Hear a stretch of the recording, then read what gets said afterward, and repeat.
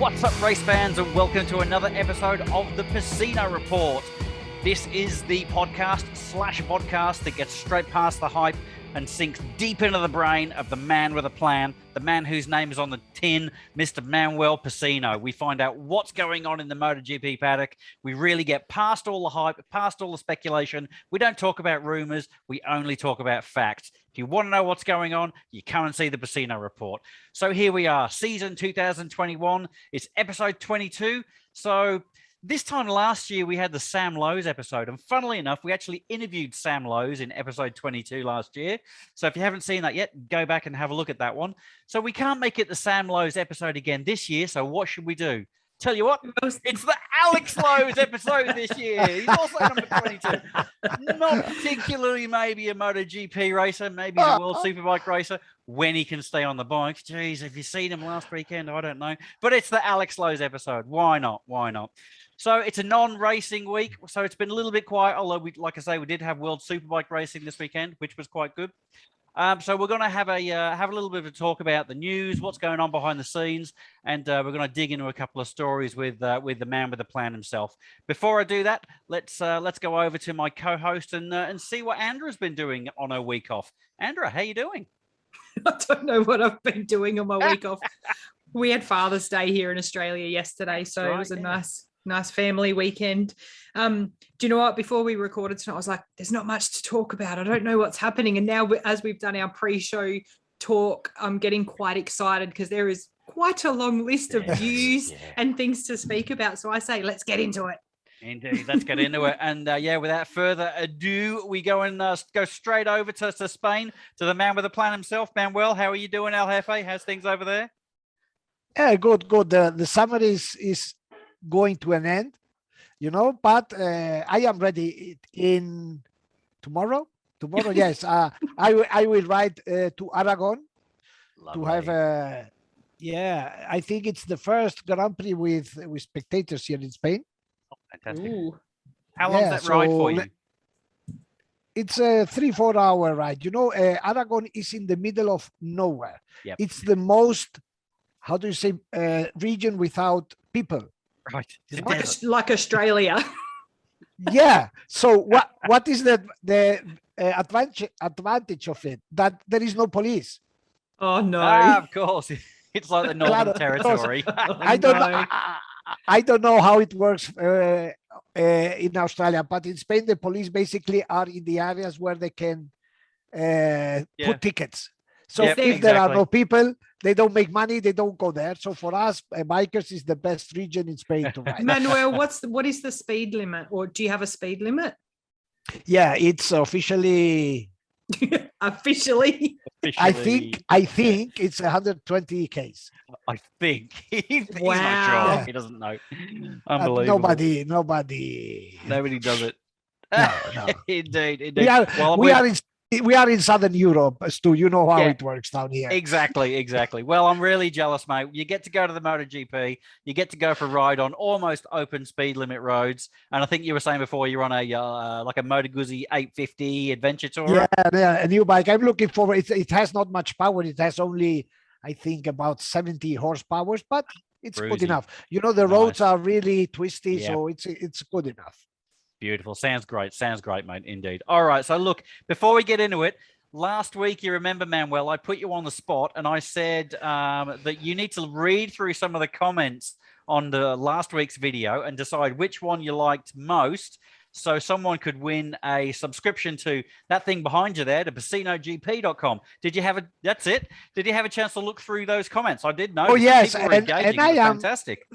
Look, I am happy, because there were a lot of comments, and it took a while to go through them, and I had my doubts, but look, at the end, I choose the one of Sean Henry.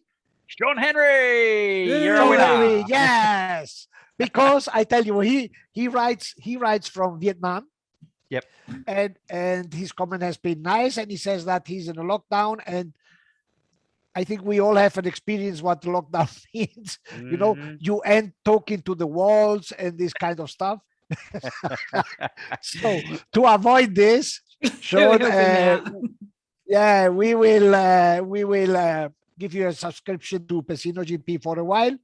Perfect. So we only need your dates and so on, but we contact you through our chat, you know. And there have been many others, you know, a lot of other stuff. And and there is one topic that has been mentioned a lot, that are the Michelin. I wrote here, how do you say, conspiracy, affair, case, whatever, mystery, the magical mystery tires. They go off for everyone apart from the Frenchman. Yes, and you always have to consider that the tires is the most important stuff, because they connect what the engineers designed the whole year to the floor, with the ground. Exactly. Makes it real. So that's it. At the end, it's the most important part, because without tires, all the rest, it can be the best in the world, but it doesn't work. You don't get the performance. But I think we have, before going to Michelin, let's go through the lot of news that happened this weekend. You said that there was no racing, but hey, amigo, it was like... Yeah, that's right. There's been so much stuff happening behind the scenes. So yeah, we'll put a pin in Michelin. We'll talk about that a bit later on. So first of all, we saw Jake Dixon getting a ride last time out, and he did a really good job. And we've found now it's been confirmed that he's going to get another ride in Aragon as well. It's going to be good, isn't it? After his feedback from the bike, I think last race, I think he really deserves another shot, and he's very lucky to get another shot, because he did really well in all the lead up, and then he had a bit of trouble in the race because he said the bike felt different. So we're very excited to see. Look, I read, I don't have this confirmed, but it should be right. I read that the bike was offered to his teammate. Xavi did hear that, yes. Vierge, this strange name. Vierge, yeah. I think it's half French, you know, or I don't know. Okay, but Xavi said that he just declined it, saying there was no sense for just one ride, and so on, so on. What's behind that? Why would you ever decline a MotoGP ride? There's something in the background. There's something going on. Has to be. Yeah. What is it, Manuel? Tell us.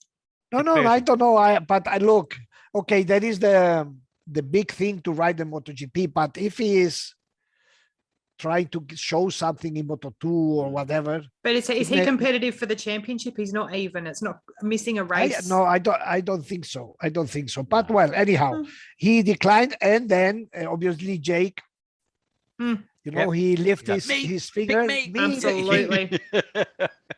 And he will ride his second time. And this, I foresee that it will be quite complicated for him, because he knew Silverstone basically like the backyard of his backyard.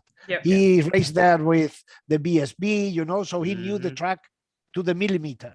Now he's going to a different track that he doesn't know that well, and we will see. And so we will be chatting to Jake after Mazzano. Been chatting with him, just messaging this week. So he's nice. After Mazzano, it's we'll not too far away. It's not.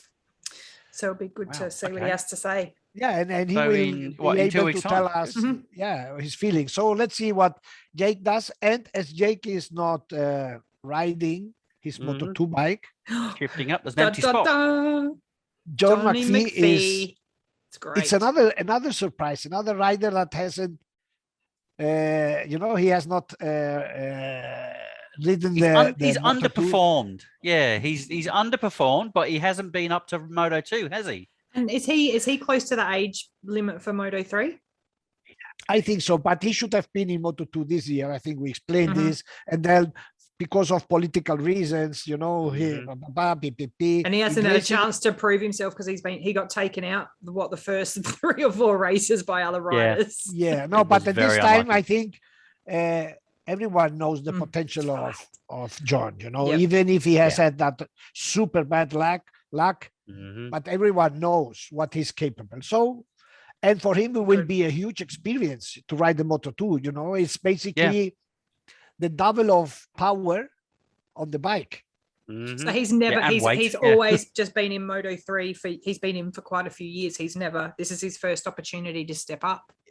Yeah, I imagine he has been training with a 600 bike. I can imagine very well, to get used to the weight, to the acceleration. But one thing is just practicing, and another thing is getting into a race. But good luck for both of them. Indeed, yeah. Good luck to all of those guys. And the other thing that's sort of going on behind the scenes that I still can't sort of put my finger on. Obviously, we know now, just as a side point, we know that Dovi's going to be riding for Yamaha as well for 2022 and for towards the end of 21 even. But we're now hearing that for 22, that second Petronas, so it's not going to be Petronas, but the second Petronas seat will probably be going to Darryn Binder. So for me, it's sort of strange that Jake continues to get those rides, but they're going to put Darryn Binder in the seat. Is it simply a case of you can't take a guy from Moto3 bike and put him on MotoGP bike for 2 races and then make him go back to Moto3? Is that too much of a change just for a short-term leap?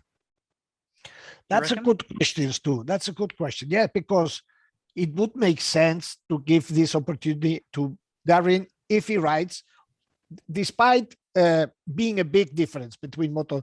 So he gets somehow used to and gets then what he will ride next year.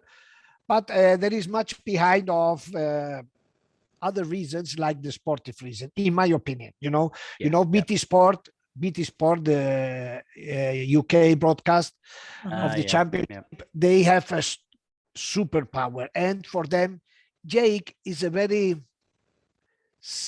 selling figure, because he's an open guy, he's funny, he speaks. So for them, it's fantastic to have somebody. So they pay a lot of money for showing the MotoGP, and they had not a local rider to show and to talk with. Now for Jake, it's fantastic. For him, for BT is because his personality, as you say, Andra, and for Jake to sell himself, maybe some sponsor arrive, because something is to play in the big league and something different is to play in the second league. So in saying that, Manuel, a couple of times there you touched on money, like they're spending a lot of money and bits and pieces. Does that also mean that there is a high possibility that they would have the money to pay Darryn Binder out of his contract so that ride is free? This is an option, but it seems that is so, because when Brad Binder has been asked about his brother being in MotoGP, basically he has confirmed it, There is no official confirmation, but all the talks are more or less, okay, this deal is done. I sincerely would see better Jake racing that bike. The fact they've given him 2 opportunities, it seems there's a reason for it, not just... I don't know. I really don't know. I imagine that BT. It depends how the contract situation is with Darryn. What we spoke about. The problem is that it seems that Darryn had already a contract signed with the owners of the team. So I don't know. So do you think potentially Razlan and Johan Stigefeld are preferring Jake? That's why they're giving him the chances, while they try and get their lawyers to sort out how they get Darryn out of the picture. Maybe they're sort of putting their eggs in that basket. Who knows? I think, Stu, for them, the team is like a business. It's basically a business. Okay. Both bought the team because it's a business. They bought the team from the Sepang circuit that was the previous owner. So at the end, I tell you what, I'm sure that what's better for their business. That's the decision that they've made. Fair enough. Because we are hearing in the background as well that Jake might be riding back in Moto2 next year for, was it Aspar or Liquid Moly and Tacti or something? Which did you hear that, Andrew? Which one was that? Was it Liquid? I think it was the Liquid Moly and Tac team. Or Dynavolt or something like this. Yes. But again, it wasn't confirmed, but it was just things they're talking about. But because Tony Arbolino is moving, isn't he? He is. He's going over to Mark VDS, replacing Augusto Fernandez. That's right. And where's Augusto going? Oh, we'll get into this later on. We've fallen into Moto2. We weren't supposed to be talking about we're like, Moto2. let's start at MotoGP and work our way down. And we've just dove straight Yeah, to the yeah, bottom of the pit. So that script out the window. I think, yeah, but to have an idea or picture what's going on in Moto2 is interesting. So you said, Andra, who is going where? Tony Arbolino is going to Mark VDS in Augusto Fernandez seat. Yep. Good move. Yes. Augusto is taking Raul's seat in Akio's team. Another very good move. Yep. That's all I wrote down. Yeah. So I think that's the best move for Tony Arbolino as well. Yeah, and I think Jake is going to cover the seat of Arbolino. Yeah, that's right. Which I think isn't. I don't see that as a good move. He, for me, if in Moto2, you need to get into the Market VDS or the Red Bull KTM IO teams. They're the two that have shown that they're the most competitive. Yeah, look, the situation in Moto2, there are the teams you mentioned. The Akiajo is, of course, the place where everyone wants to go. Mark VDS is a strong team because good finance background. Then you have Aspar team. Aspar team is a good team. The problem is that they basically want Spanish rider. Then the Cito Pons team was a good team until 2 years ago. But before that, they were every year challenging for the championship. Then there is Ital Trans team, also a good team.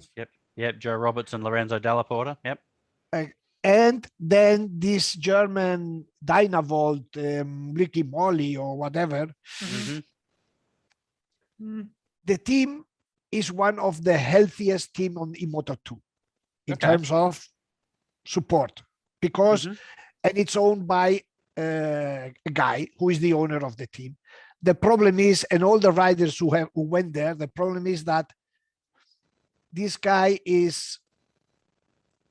he doesn't, how can I explain this? Things has to be made like he wants. Right. Okay. Yeah. He's a pure German character, you know? It's like when a rider says, no, I would like to do it this way. He said, no.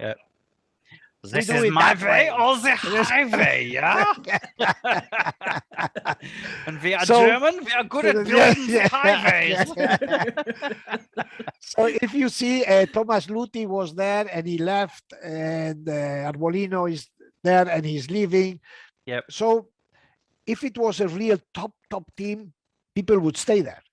Yeah, exactly. Yeah. So yeah, let's see how Jake fits in.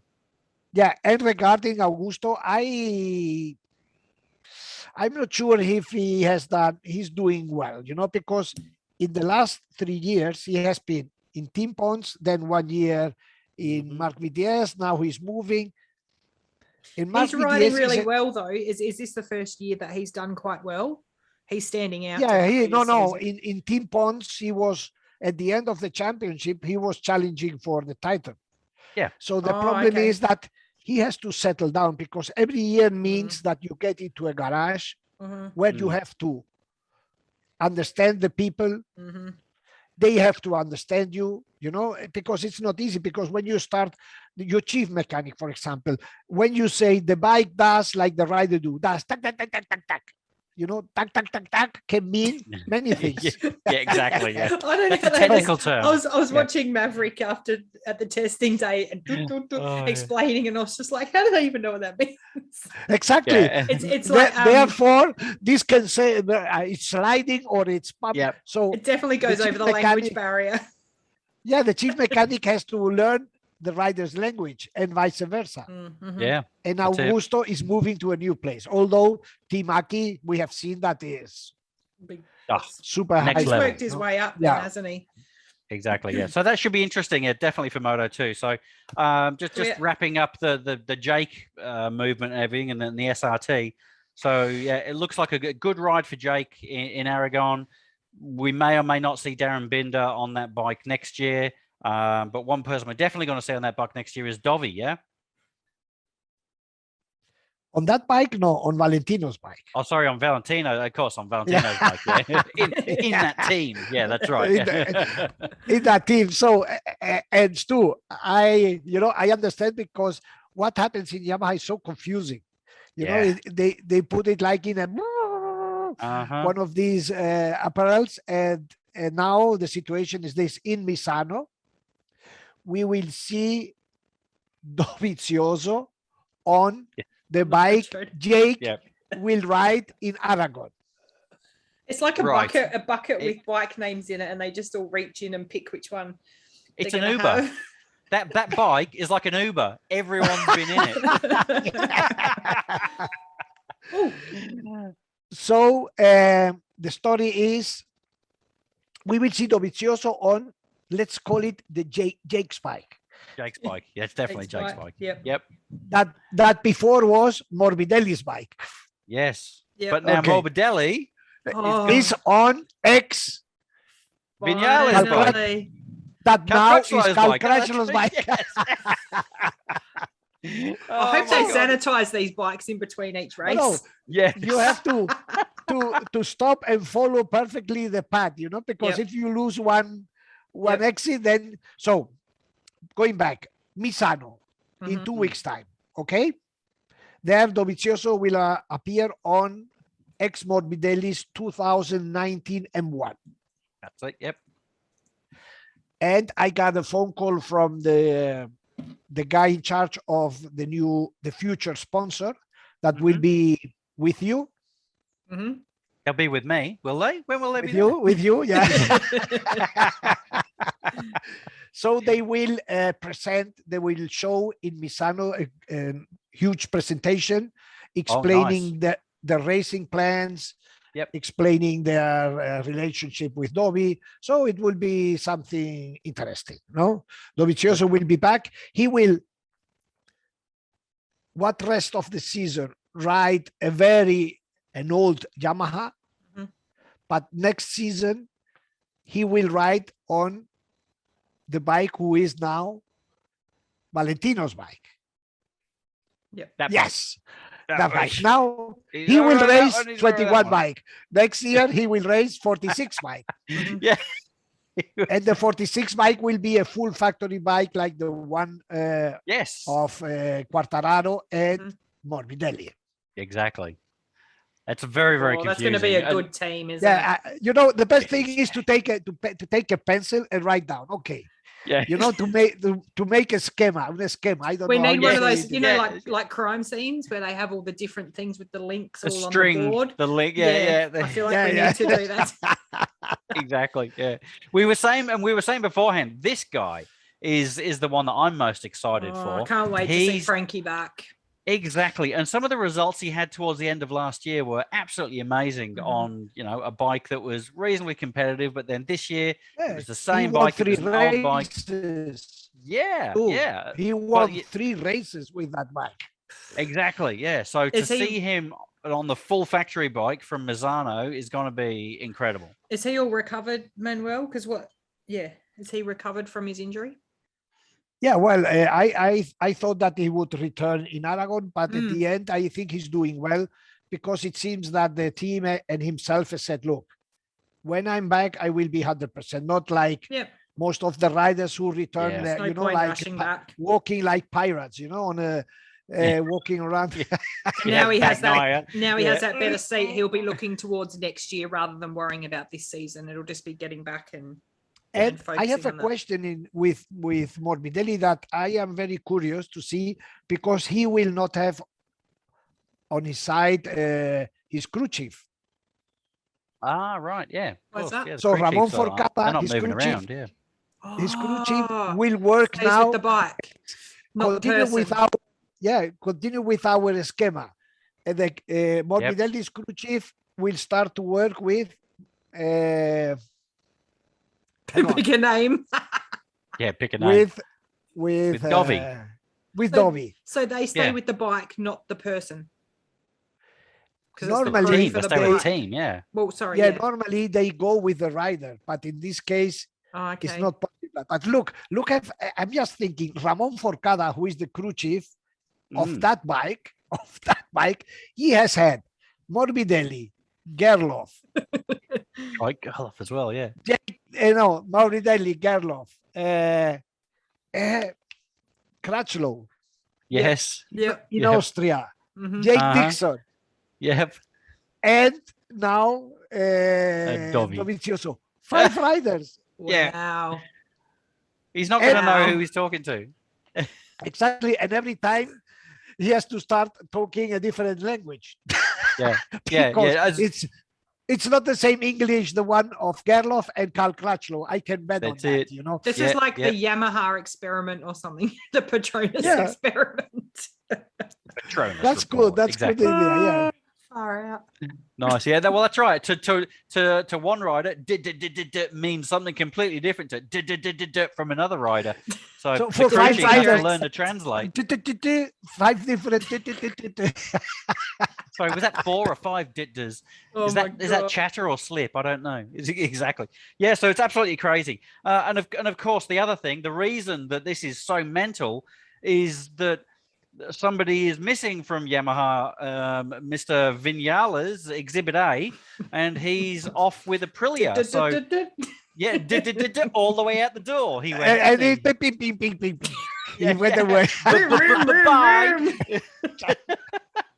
So yeah, did you see any results of that testing that he was doing with Aprilia? He was saying it only took him 3 days, and he wants to race the bike. He loves it. he was saying he was fast, and was he 2 seconds off the pace, Manuel, or did that improve over the weekend?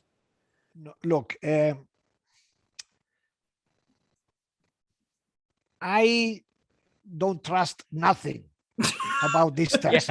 We should just put that at the start of every episode. Yeah. Manuel. Because just think, do we know which tire Michelin brought?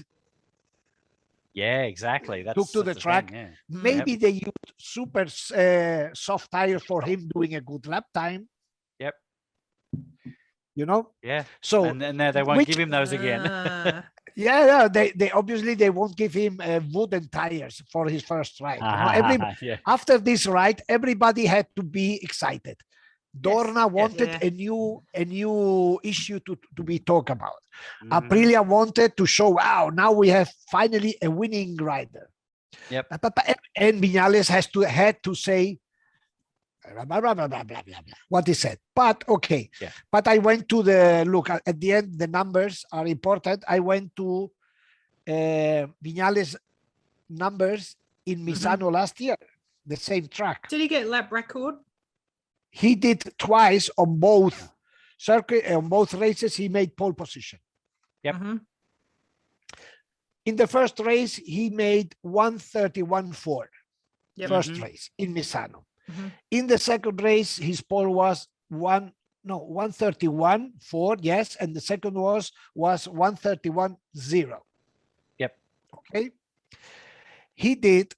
I had a spy in the circuit. I had a spy in the circuit who was on the roof of a building with a timer. Yeah. Cool. Don't trust anybody, Manuel said himself. Yeah, especially not Manuel. He did, and this was verified, he did 1:32.0, which is super good. That is 1 very second good. Yeah. 1 second slower than the pole. Yep. Yeah. And he was faster, or 1/10 slower than Aleix last year. And that bike's not as good as his old bike, is it? That bike's not as good as the That Yamaha. bike is better than the old one. But anyhow, look, we have to put it into brackets. Context. Between brackets. In standby, but he did well. So Vinales will race this weekend in a few days in Aragon. Obviously, what the expectation is for him getting used to that bike that is so different from the one he raced before. Yep. And then in Misano, having been 2 days, he should already get some results in Misano. And now look, I was thinking yesterday about Aleix Espargaro's situation. Oh, apparently he's the 3rd best rider in the world. That guy. Yeah, but look, to any result Vinales does is a win-win for him. Yes, because it's all his work that's made the bike be that good. Look, if Vinales is faster than him, he will say, I did that bike and look, I developed that bike. Yep. I was the one who pushed more for Vinales to come. You have to be grateful to me. Yep. If he's faster than Vinales, it will say, I am not that slow. Yeah, you're right. So it's a win-win for him. Any result will be a win-win. Brilliant. I didn't think about that before. Just when you said that popped into my head about, he developed that bike. Of course, that's genius. Yep. Obviously, they are friends, but he will try, obviously, to beat Vinales on track. Of course. But even if he got beaten, it's like, you see, I did that bike, and I brought him. Yeah. Fantastic. So what do you think for Vinales in Aragon? Like you say, do you think it'll be just feeling out the bike, or are you expecting him to get, top 5, top 7 result? Well, that would be very good. But the logic says that it won't happen. He has to get used to the bike. The others are all with their own bikes. And how many races has he missed? Is it 2 or 3? He missed 1. I missed Silverstone. One before he was suspended. One in Austria and the Silverstone. Only 2 because it was a break. Yeah. Yeah. And we will see. He will get out and it will be very interesting. And there is another, it's in the next races, Dorna has managed to heat up the different situations. So we will have Vinales in Aragon with Jake. Then we will have Dovizioso with Vinales in Misano.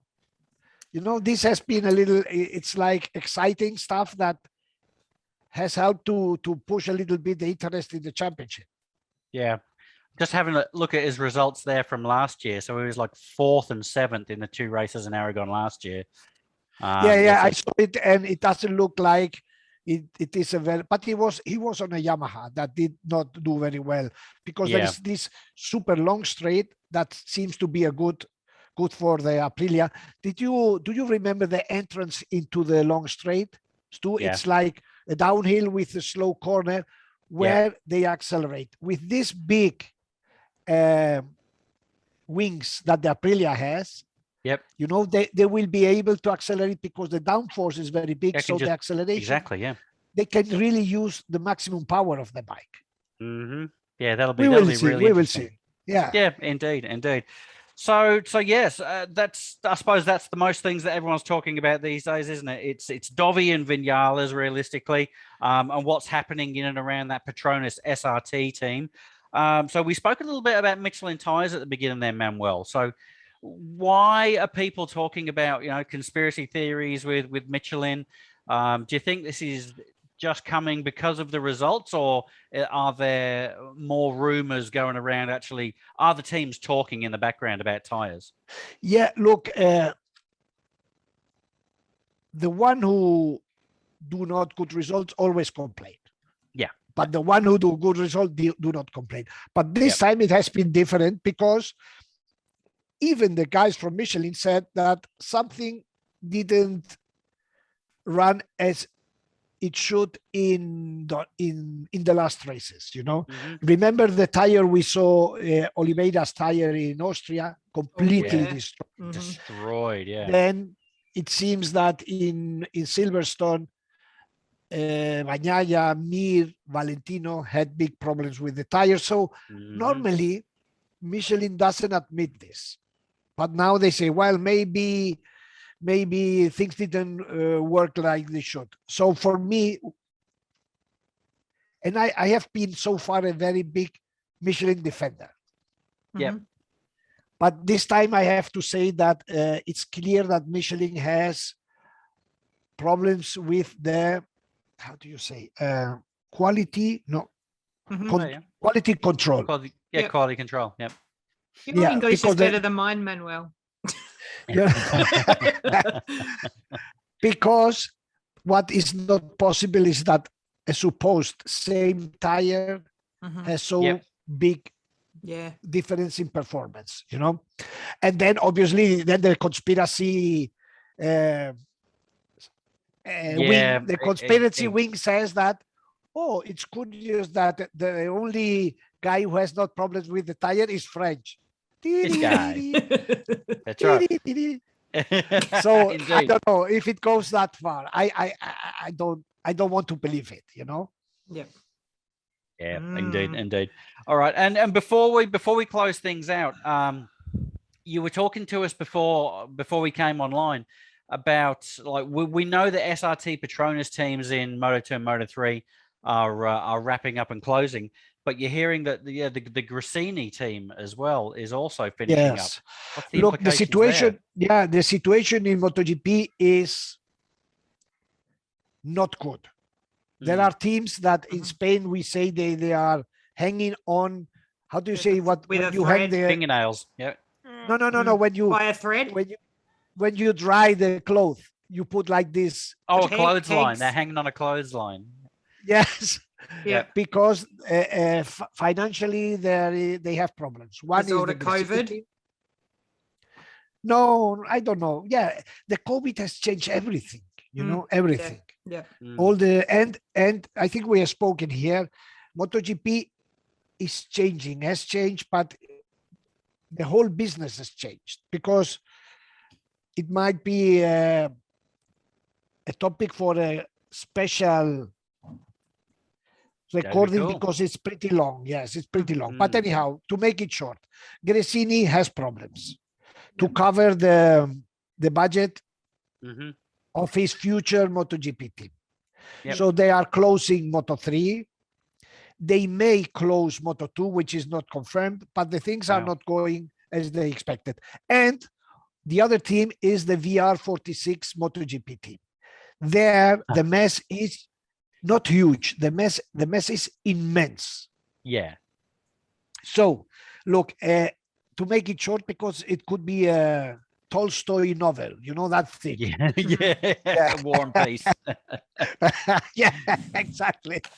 So, you know that there appeared this prince called, I wrote it down here. Please say his name. Oh, go on. Yeah, please say Andra, it. go say it, or who say it? Yes. Oh, hang on, I don't even have it written down. Oh, yes, I do. Prince Abdulaziz Abdullah Al Sayah. Yep. Prince Abdulaziz bin Abdullah bin Sawad bin Abdulaziz Al Sawad. Did I miss it? I missed out like 10 words. You missed half of it. Sorry, Prince. It's better than Lamont. Better than Lamont. You just said the forename of him. Okay, this prince was supposed, the announcement some months ago, they said, okay, this prince with a company called Tanal Enterprises was going to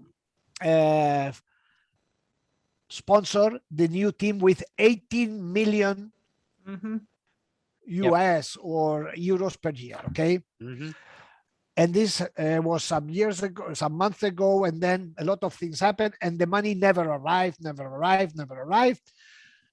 So the prince, the so-called prince, did a press conference just for 7 Italian journalists, which is something incredible. And he said, no, at the end of the month, we are going to pay our first payment. We are going to do our first payment.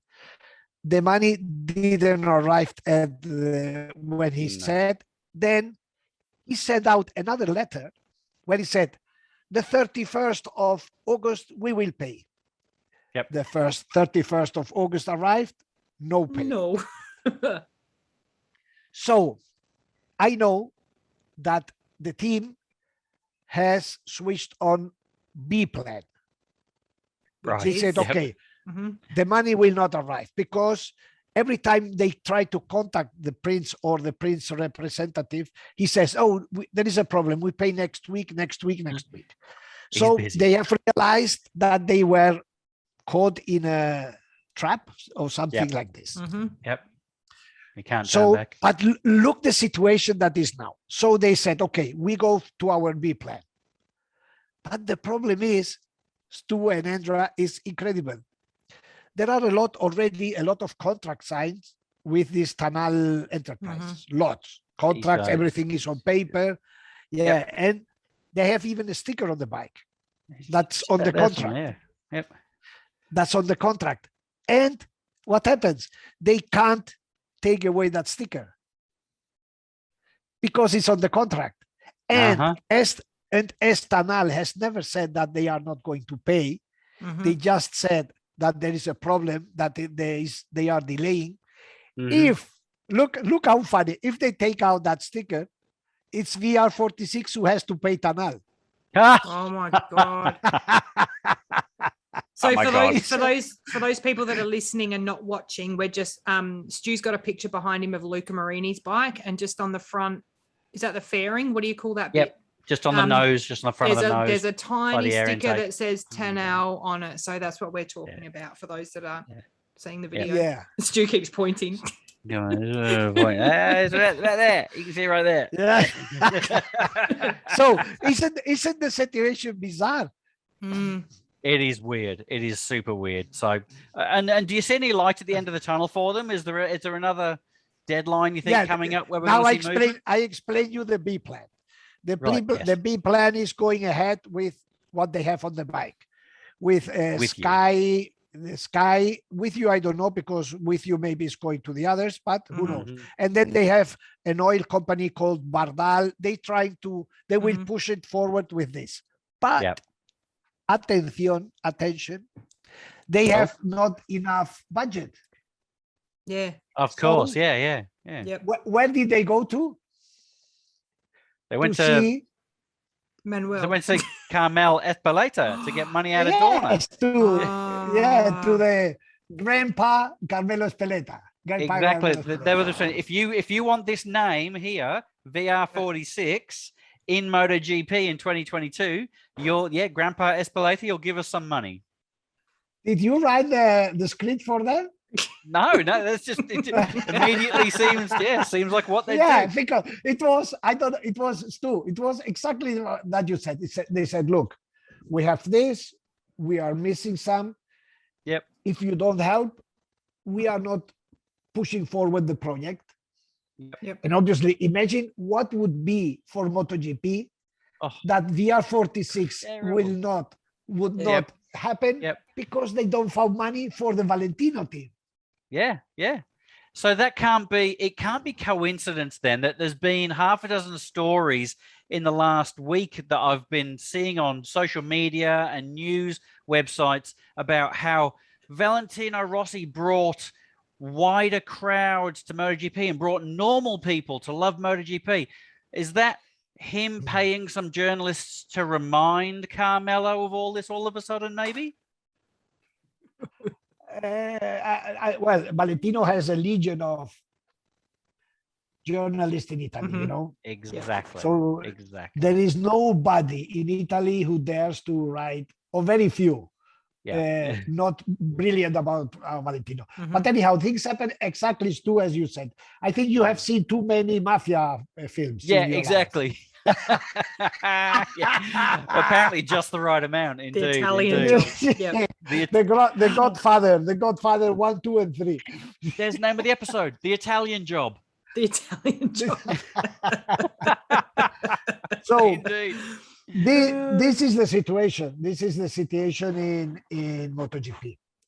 Indeed. And this is a week where there's no racing. Oh my goodness. And obviously, because we're not winding down the season. What is there? 6 races to go. There's so many things to be resolved before it's all over.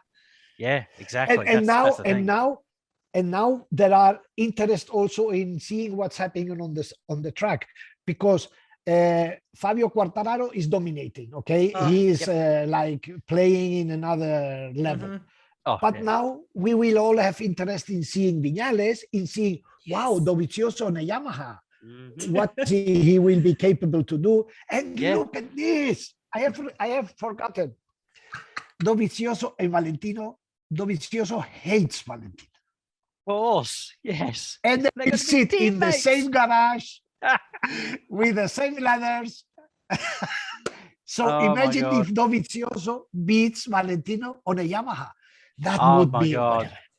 I laughed the other week when I saw when they said with Dovi retiring and Valentino was like, I didn't even say goodbye to him. He's just like, I'll come back. You give me another chance. Oh my God. So, look, can you imagine how they will look at the timesheet when they come in? Dovizioso, I want to beat this guy. They will be With the same bike, same bike. And Never Valentino has it been truer that the first person you want to beat is your teammate. That is the most true now of ever. Stu, and if he does, he will beat him with a bike 2 years older than Valentino. Morbidelli's bike. So Valentino has now somebody who has to push him, you know? God. He needs training wheels. He was doing pretty well last week. You never know. He did really well at Silverstone. He really really likes Silverstone. He's always been very good around Silverstone. Yeah, we will see. So there are a lot of things we are excited with for the end of the season. So is it worth making a prediction for this weekend, or is it a waste of time because Fabio's going to wipe the floor with everybody? No, it has never been. Well, yeah, it has been a good Yamaha track with Jorge Lorenzo, but for Fabio was one of the worst races last year. Yep. Look, last year there are still 6 races to go. We have now. Yep. It's exactly the same when we arrived in Aragon last year. And last year in Aragon, there was Quartararo leading the championship. Yep. Second, Mir. Yep. And it's Suzuki in. Yep. After 6 races, Mir won the championship and Fabio finished 8th in the championship. God, that's right. Yeah. So this is where he fell off the cliff last year. But exactamente. The difference is that last year his gap was 4, 5, 6 points, and now he's 40 or 457. That's the difference. And his confidence is completely different as well. It's in another. All right. Exactly. Brilliant. That's it. All right. So fantastic. For a weekend, as you said, for a week that had nothing to be talked about.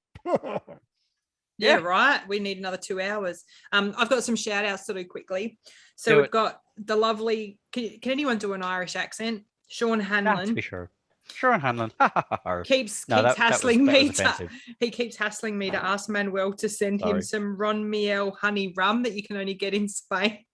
Oh, yes. He was hassling me with that as well, the Canary Islands, yes. Yes, that's right. Yeah, it's a little bit far from mine. It's about a 4-hour flight. He might have a drinking problem, do you, Sean? I don't know.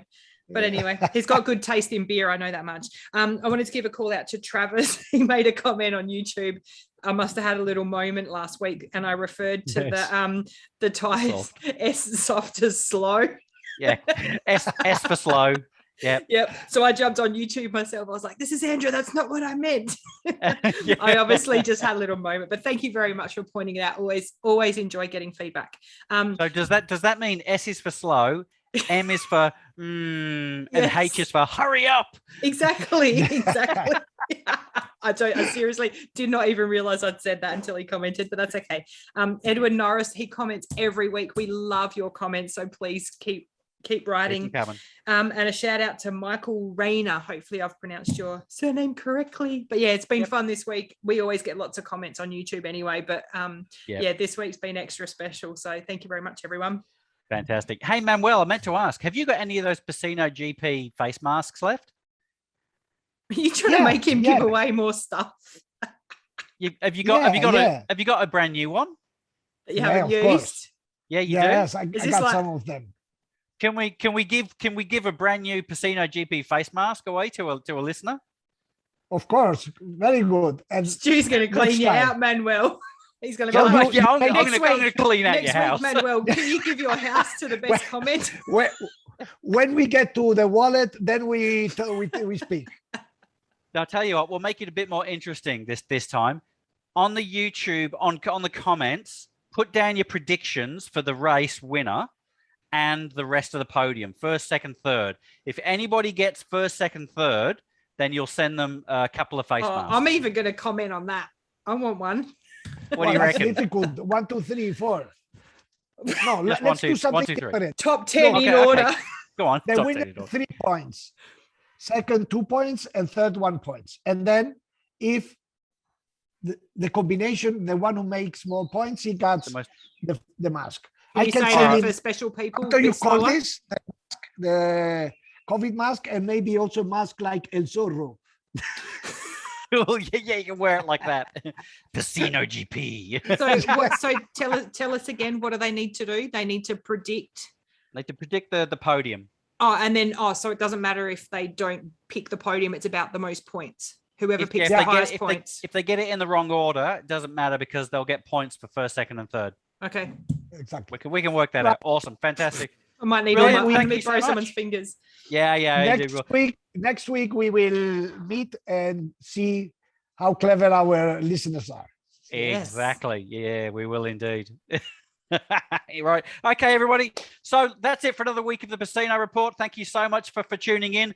Make sure you get on the socials, like, subscribe, hit that notification bell, get on there so you see all the new content. And we will see you right after Aragon. Right here, same place. There we go. Same bat time, same bat channel. All right. See you, everybody. Bye. Bye. Ciao, adios, adios, adios.